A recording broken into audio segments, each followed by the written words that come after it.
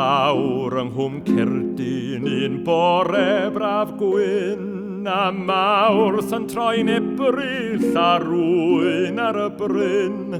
Ni welai sy'n goeden, ni welaf rwy'n siŵr, mor fyw ac mor effro, mor hardd yn blaguro, ar y fedwen fach honno yn ymyl y dŵr.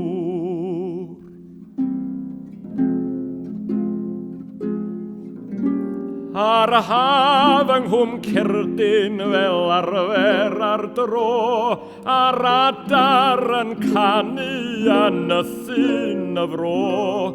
Ni welai sy'n goeden, ni welaf rwy'n siŵr, mor llawn o lawenydd a'i gwirdail mor newydd, ar fedwen aflonydd yn ymyl y dŵr.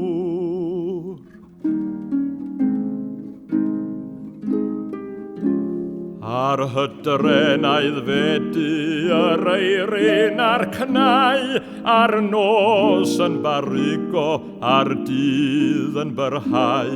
Ni welai sy'n goeden, ni welaf rwy'n siŵr, mor dawel, mor hawddgar, a'i heirwisg mor llachar, ar fedwen weddigar yn ymyl y dŵr.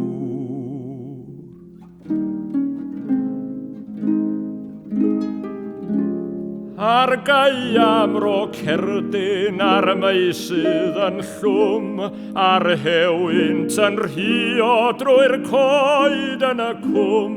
Ni welai sy'n goeden, ni welaf rwy'n siŵr, chwilio drwy'r hollwyd, mor noeth ac mor hynllyd, ar fedwen ddifywyd yn ymyl y